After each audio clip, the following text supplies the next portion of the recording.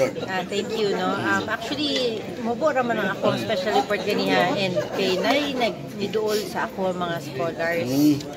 No, kay ang ilahang allowances kay tulo ka bulan daw na wala hangtod karon wala pa daw gihatag sa ilaha.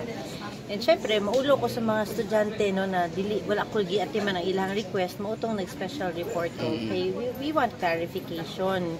Kay naa natay madungga na delayed ang sweldo sa City Hall, naay mga delay sa ato ang BHW, BNS ug CDV.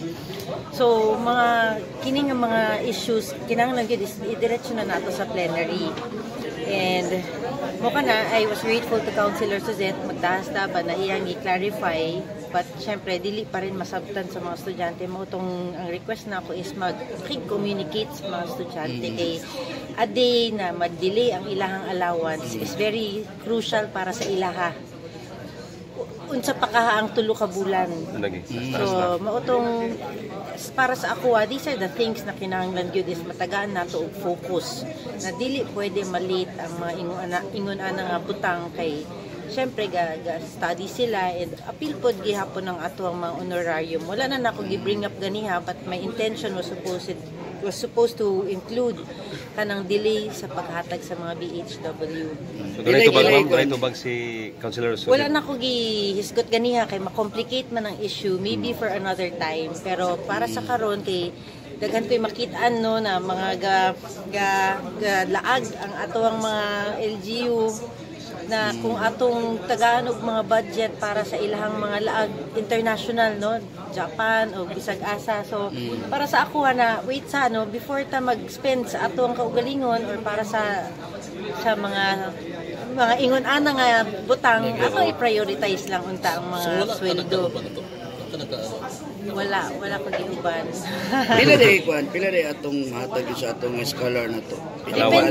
Depende man yan kung asa nga school sila nabilong. Pero pila gid 3,500. May madawat nila. Yes. Kada bulan na siya, kada bulan. Kada bulan, pero ang release karon is every quarter na lang. Importante na para pamilya. So pila ka ang dangop sa imo?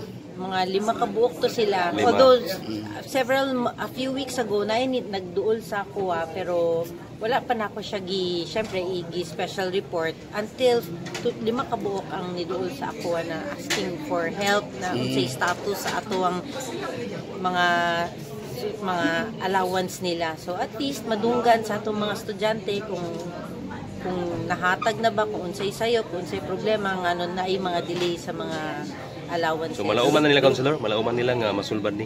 Yes.